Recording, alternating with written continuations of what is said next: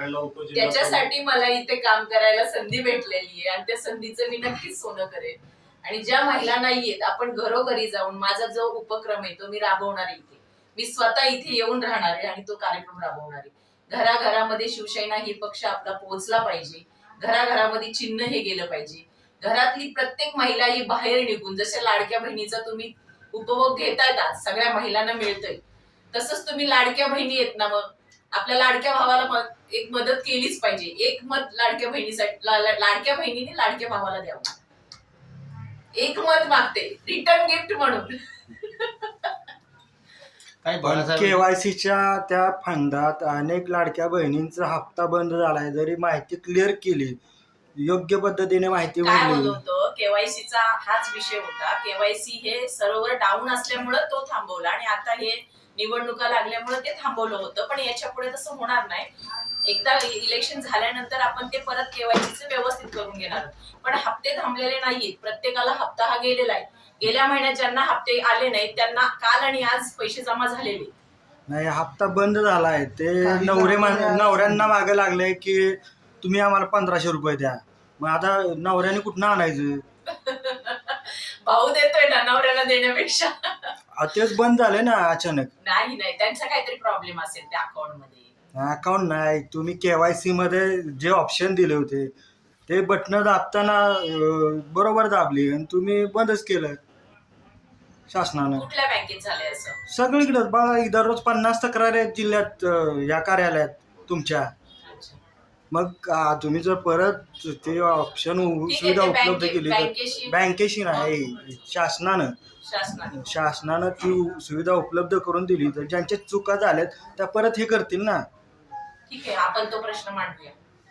मी मांडते माझ्या पद्धतीने. हे करते तुमच्या जिल्ह्यातला विषय ना, जिल्ह्यातला नाही, ऑल ओव्हर महाराष्ट्रात आहे. महाराष्ट्रात जरी असलं तरी आपण तो हे करू साहेबांच्या थ्रू. ते जसं काय तो करता येईल सॉल्व, तर त्या पद्धतीने. गोरगरीब महिलांच्या गोरगरीब महिलांपर्यंत ही योजना गेली पाहिजे. ज्या महिलांना गरज नाहीये ऍक्च्युली, ज्या चांगल्या जॉब करतायत, हे करतायत, त्यांना गरज नाही लाडक्या बहिणीचं हे घेण्याचं, त्याही घेतायत. मग गोरगरीब महिलांना का नको? तर त्या महिलांना ही मदत गेली पाहिजे मुळात. ते मी प्रयत्न करेन हा प्रश्न तुमचा सोडवण्याचा.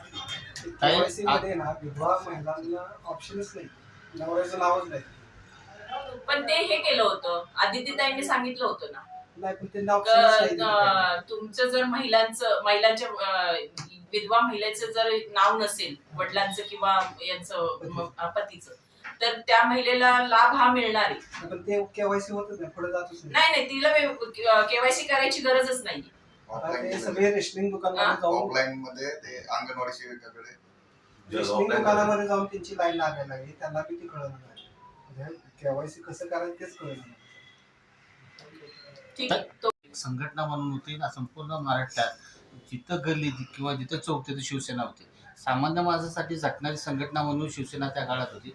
पण जसं शिवसेना ही पक्ष झालं, आत्ता तुमच्याकडे त्या पद्धतीनं पाहिलं जात नाही किंवा तुम्ही जे सामान्य लोकांच्या प्रश्नासाठी उभे राहायचा ते तसं दिसत नाही. त्याचाच कुठेतरी परिपाक म्हणून आता तुम्हाला या इलेक्शनमध्ये किंवा त्याच्यामध्ये झगडावं लागतं का? पूर्वीसारखी भूमिका तुम्ही सामान्य लोकांसाठी जी घ्यायचा, रस्त्यावर उतरायचे, जे काय एक शिवसेनेचा वाघ नावाचं जे एक दरारा किंवा हे होतं की आता उरलेलं नाही आहे. कुणी जर तुम्हाला ओव्हरटॅक केलेले असं झालेलं दिसतंय. अशा परिस्थितीमध्ये जिल्ह्याची आता स्वतः तुमच्या ताब्यात दिलेले, तुमचं नेमकं गोल काय असणार आहे? नाही, तुम्ही जे बोलतायत का रस्त्यावर उतरणं, असं नाही. शिवसैनिक असा नाहीच आहे. शिवसैनिक हा रस्त्यावर उतरतो जेव्हा एखाद्यावर अन्याय होतो तेव्हा उतरतो. आणि आपले पक्षश्रेष्ठी आणि उपमुख्यमंत्री शिंदे साहेब असं होऊन देत नाहीत. कोणावर ते अन्याय तर होऊन देत नाही. ही गोष्ट मला नाही पटत आहे तुम्ही जे बोलताय. वाघासारखंच आहे आणि वाघ म्हणूनच तो माणूस काम करतोय आज. शिवसेनेच्या निवडणुकीमध्ये नगरसेवकासाठी उमेदवारी ज्यांनी दाखल केली त्यांच्या पाडायसाठी विरोधकांनी पैसे वाटले, सर्व केले. पोलीस यंत्रणेनं त्याला साथ दिली नाही. याबद्दल तुमचं मत काय? शिवसेनेने साथ दिली नाही. पोलीस यंत्रणेनं साथ दिली सत्तेत असताना सुद्धा वाघाला पिंजऱ्यात का कुंडून ठेवलं? तो जिल्हा पातळीवरचा प्रश्न असेल. शिवसैनिक हा काउंटर मेंबर असतो. तो जेव्हा ग्रामीण भागात तो उठाव करतो त्यावेळेला मग ती शिवसेना वाढते ना. प्रभाग 5 मध्ये ताकद जर मिळाली असती तर कुणी परत धाडस केलं नसतं ना. इथे येऊन फटाके वाजवणे किंवा इथे येऊन जरा नाही ते म्हणजे- थांबलं पाहिजे. ते कुठेतरी त्याच्यावरती बंदी ही आलीच पाहिजे. तो विषय थांबला पाहिजे. त्याच्यासाठी आता आपले आहेत ना सगळेजण. काय त्यांना कार्यकर्ते, ताकद मिळाली पाहिजे, पदाधिकारी. वरच्या पातळीवर ताकद मिळाली प्रत्येक शिवसैनिकाला. तो विषय आम्ही साहेबांकडे नक्की मांडू. साहेबांच्या जिल्ह्यातच होते. नाही मग मांडू ना. साहेबांच्या मॅडम, जिल्ह्यात होते अन्याय झाला तर की साहेब आम्ही- स्वतः बोलले त्या दिवशी. मी माझ्या जिल्ह्यामध्ये कुठेतरी कमी पडलो असेल तर मी आता इथून पुढे जी ताकद आहे ती मी माझी वापरणार. जेवढे हा शब्द तर ऐका मॅडम, साहेबांनी मी दिलेला आहे. तुम्हाला वस्तुस्थिती सांगतो, हा. जेवढे शिवसेनेचे बॅनर लागतात ना त्याच्या 10% मतं पडत नाही.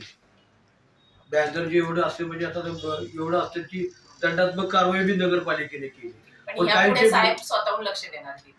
या पुढे झाले ना, आता कसं आहे की या पुढे ठीक आम्ही आहे ना, बी इथून निघालो. मागे होऊन गेल्या चुका. आता ते त्यांच्या चुकी माणसाकडनं प्रत्येकाकडनं मोरे होते साहेबांना ना. का शहरामध्ये कुठल्याही पक्षाचं कार्यालय नाही एवढं.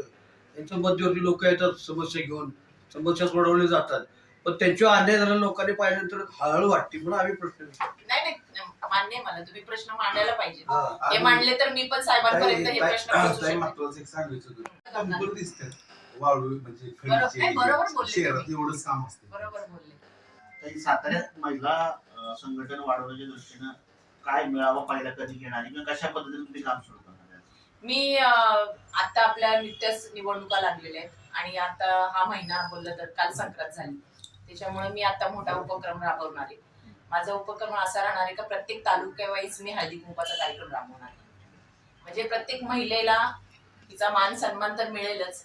नवीन महिला आपल्यामध्ये जॉईन होतील.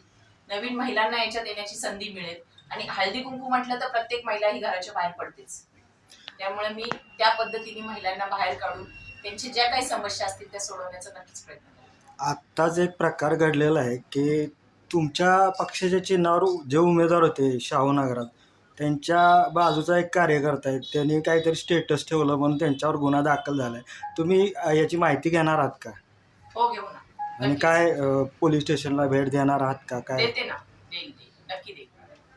मी थोड्या वेळाने कॉन्फरन्स संपली का मी त्या तुमचा जो प्रश्न आहे त्याच्यावरती आपण नक्कीच आणि जाऊन येऊ पोलीस स्टेशनला मीटिंग झाल्यानंतर.